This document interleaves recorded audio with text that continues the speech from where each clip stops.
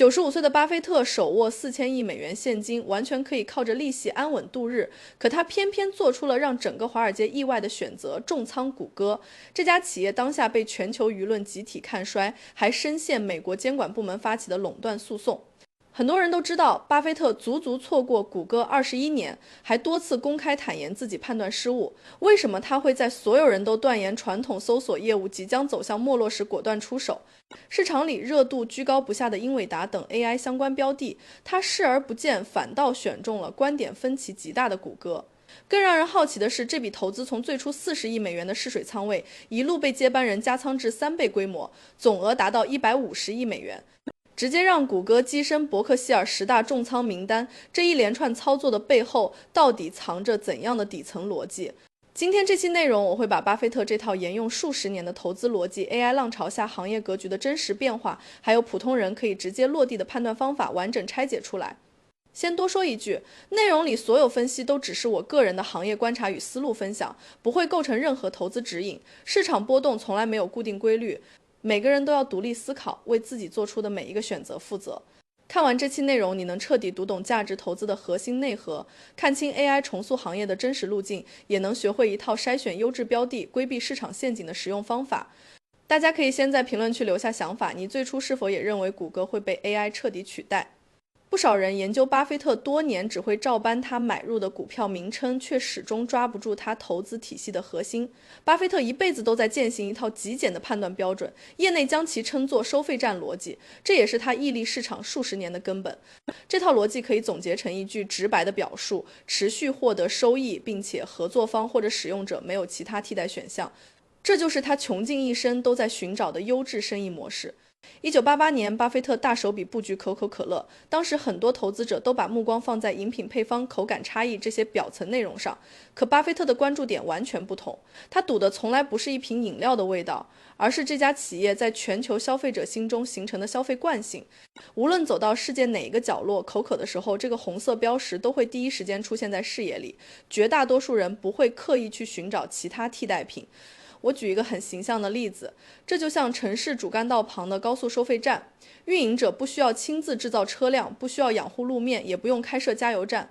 唯一要做的就是守在路口。修路的团队要常年应对路面损耗、极端天气带来的故障，造车企业要持续投入研发，应对同行的价格竞争，行业内卷一刻不停。唯独收费站不一样，车流不会因为市场行情好坏就消失，只要有人通行，就会产生稳定收入，无论外部环境如何变化，基本盘都不会动摇。这层无法被突破的壁垒，就是投资圈常说的护城河。很多散户入市之后，总想着追逐短期暴涨的标的，沉迷短线博弈，最终往往得不偿失。巴菲特早年也尝试过低价收购弱势企业的投资方式，后来彻底转向护城河赛道。核心原因就是他看透了一个真相：短期行情靠热度，长期收益靠壁垒。一个行业如果人人都能入局，利润必然会被无限稀释，而卡住行业必经之路的企业，天然就拥有抵御风险的能力。这也是为什么同样是做实体经营、做互联网业务，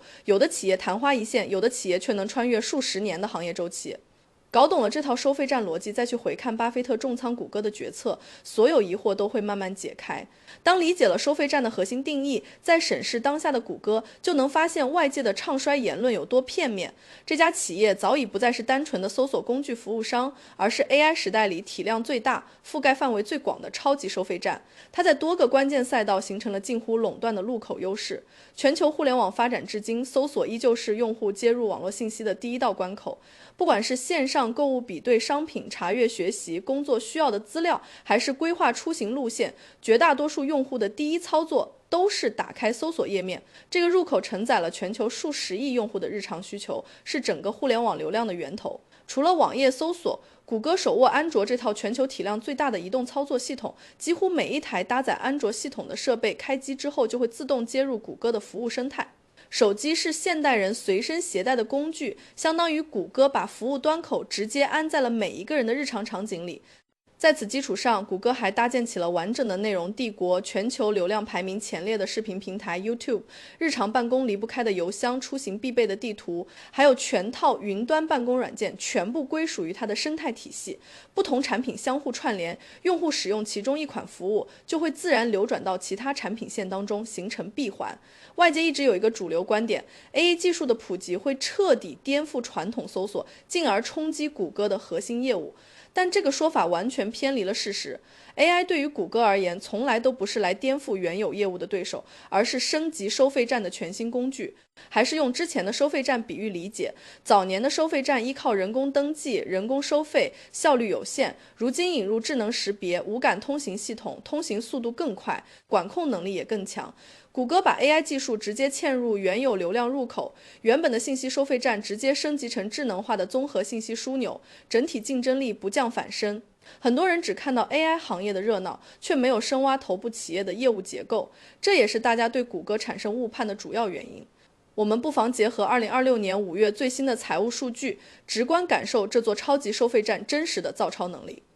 谷歌单季度整体收入达到1100亿美元，其中仅搜索这一项核心业务就贡献了600亿美元的营收，折算下来单日营收大约有6亿美元。拉长时间维度来看，2025年谷歌全年总收入突破4000亿美元，扣除所有运营成本、研发开支、人员薪资之后，全年自由现金流达到700多亿美元。自由现金流可以简单理解为实体店铺扣除房租、进货、人工所有开销后，老板实实在在拿到手里的纯收益。这个数据最能体现一家企业真实的造血能力。在 AI 业务布局上，谷歌的投入和回报也形成了鲜明的正向循环。旗下云业务年度增长幅度达到63%，目前已经正式实现盈利。一方面，谷歌将自研 AI 技术全面应用在内部所有产品线中，优化用户体验，提升运营效率；另一方面，它面向全球各类企业开放算力租赁服务，把自身的技术资源转化为营收。为了搭建 AI 底层架构，谷歌每年会拿出1800亿美元投入数据中心、专用芯片、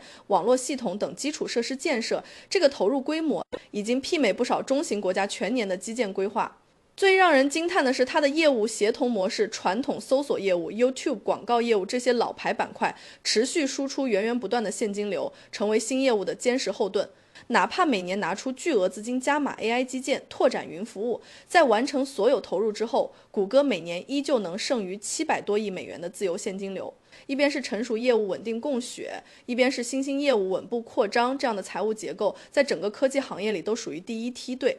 对于长期价值投资者来说，稳定的现金流永远比短期股价涨幅更有吸引力。股价会受到市场情绪热点炒作影响上下波动，但企业自身的造血能力才是穿越行业周期的核心底气。也正是这份扎实的财务数据，让巴菲特敢于在市场恐慌情绪蔓延的时候坚定布局谷歌。拥有如此强悍的营收能力和行业壁垒，谷歌的市场估值却出现了明显的错位，这也是巴菲特果断入场的另一大关键因素。在美股科技七巨头当中，谷歌当前的前瞻市盈率仅有18倍，不仅是7家企业里的最低水平，甚至还要低于标普500指数成分股的平均估值。之所以出现这种估值洼地，根源就是整个市场的集体错杀。IG 热潮兴起之后，资本和舆论把目光全部聚焦在纯粹的 AI 研发、芯片制造等赛道，大家下意识地给谷歌贴上传统搜索企业的标签，普遍认为它会被新兴技术逐步替代。在这种负面预期之下，大量投资者选择减持离场，进一步压低了估值。在价值投资的逻辑里，市场情绪制造的估值偏差就是难得的布局机会。热门赛道往往伴随着超高估值，投资者买入之后，不仅要承担行业波动风险，还要消化估值泡沫，而被市场刻意低估的优质资产，本身基本面没有出现问题，安全边际会高出很多。巴菲特深耕市场数十年，最擅长捕捉这类被大众忽视的洼地标的，谷歌当下的状态恰好契合了他的选股标准。很多人以为 AI 改变的只是搜索页面的展示形式，事实上这项技术已经悄悄改写了谷歌的商业模式。一场针对全网内容流量的截胡正在稳步推进，整个互联网的流量规则都被重新定义。传统搜索页面展示的是一条条蓝色外部链接，用户想要获取完整内容，就必须点击链接跳转到对应的第三方网站。谷歌在这个模式里扮演的是流量中介的角色，依靠为各类网站导流，收取广告与流量分成。而 AI 功能上线之后，页面会直接整合信息，生成完整答案，用户不需要再跳转访问外部站点。皮尤研究中心发布的权威调研数据能清晰体现这种变化带来的影响。当页面出现 AI 整合答案之后，用户主动点击外部网站链接的比例从15%下降到8%。AI 答案下方标注的内容出处链接点击率更是仅有1%。从用户行为来看，看完 AI 答案就直接关闭页面的人群占比从16%提升至26%。综合所有数据统计，大约60%的谷歌搜索行为都变成了零点击模式。用户只查看 AI 生成的答案，全程不会访问任何外部网站。这套模式升级相当于谷歌完成了身份的彻底转变。从前它只是路口的引导员，把过往车流分流到路边大大小小的商铺。如今它直接在路口建起大型综合商场，所有流量、所有内容都在体系内部完成消化和变现。整条信息产业链的核心节点被谷歌牢牢掌控在手中，外部从业者的生存空间被持续压缩。不少人只看到谷歌业务升级，却忽略了这场变化给整个行业带来的连锁反应。无数内容创作者正在为此承受实实在在的损失。谷歌商业模式的迭代不是孤立的企业变革，而是掀起了一场覆盖全球内容行业的生存危机。一个个真实案例能让我们直观感受到这场冲击的力度。海外有一位从业者运营了一家旅行攻略博客，坚持时长达到13年。这家播客的核心流量全部来自搜索引擎，依靠自然流量承接广告、商业合作维持日常运营。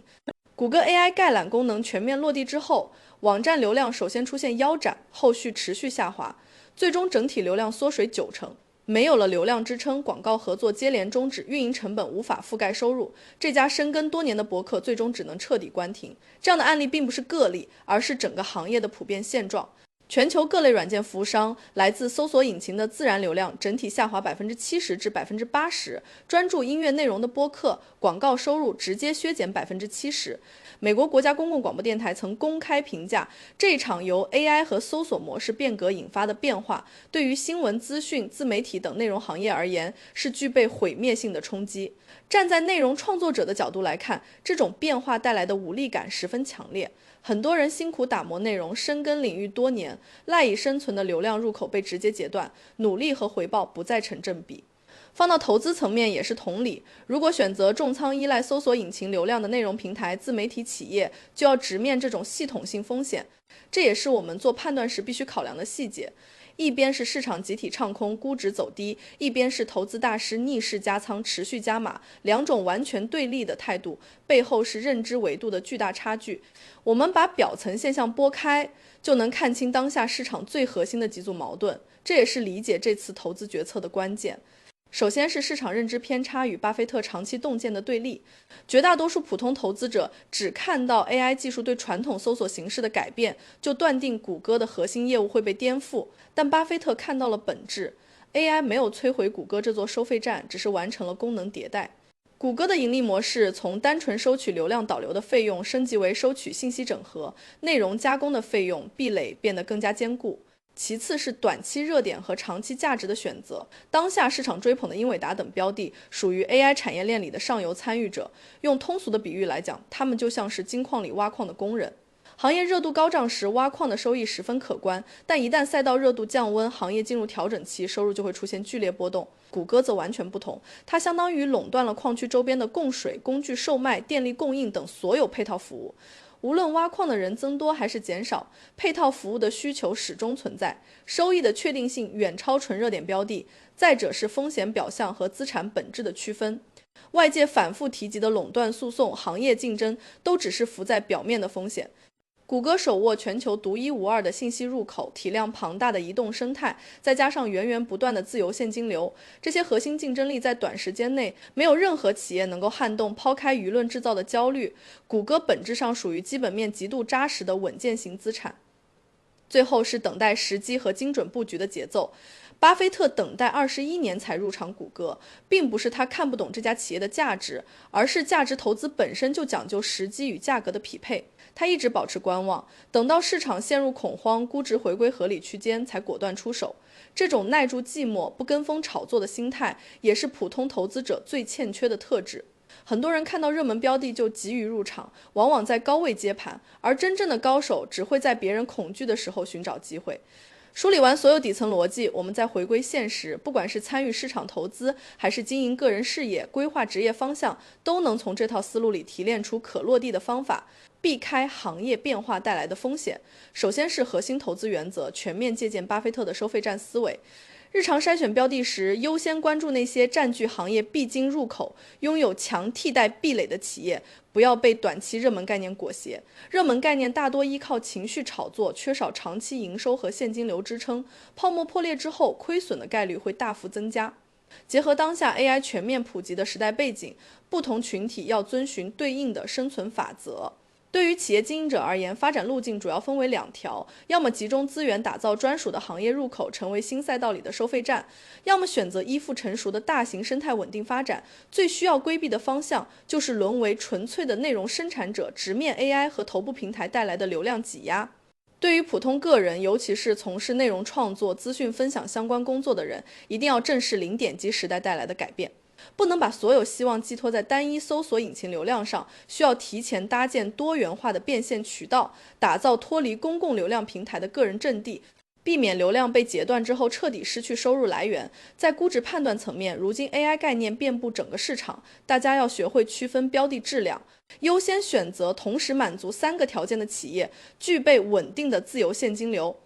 估值处于合理区间， AI 技术已经落地赋能原有业务。坚决远离那些只靠故事营销、常年持续烧钱却看不到实际盈利前景的纯概念企业。落实到具体行动上，大家可以从3个方向逐步实践。第一，观察日常生活和所属行业，梳理出具备收费站属性的生意，思考 AI 技术会如何改变它的运营模式和盈利方式，提前预判行业走向。第二，客观评估自身所在的行业与岗位，判断是否会遭遇 AI 截胡流量、替代人工等问题，根据预判提前规划转型方向，降低未知风险。第三，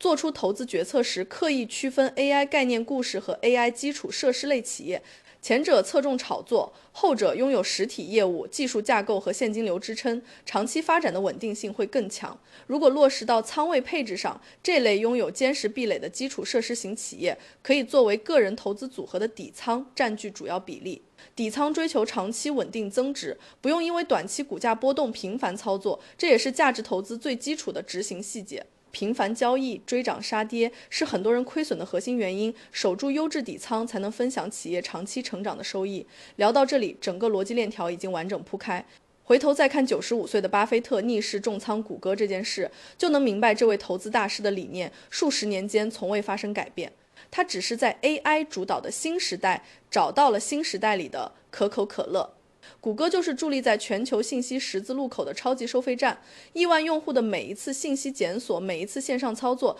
都在为这座收费站创造收益。整个市场都在焦虑 AI 会颠覆旧业态、淘汰传统企业，无数人陷入对新技术的恐慌之中。但站在更高的视角就能看清真相，技术永远是工具，它不会让具备核心壁垒的收费站消失，只会不断优化收费站的运转效率，让它的盈利能力变得更强。技术迭代一直在持续，行业格局不断变化，但占据核心入口、拥有不可替代壁垒这条底层规律永远不会过时。这套经过数十年市场验证的逻辑适用于任何行业、任何时代，也希望今天分享的内容能给你带来新的思考与启发。结合我们聊到的收费站模式，你觉得当下还有哪些行业里隐藏着类似谷歌这样的隐形核心入口企业？欢迎把你的观点和想法留在评论区，一起交流探讨。喜欢本期内容的朋友，别忘了点赞订阅我的频道，打开推送提醒。后续我会持续分享全球行业趋势、市场逻辑与深度解读，带你看懂每一轮行业变化背后的真相。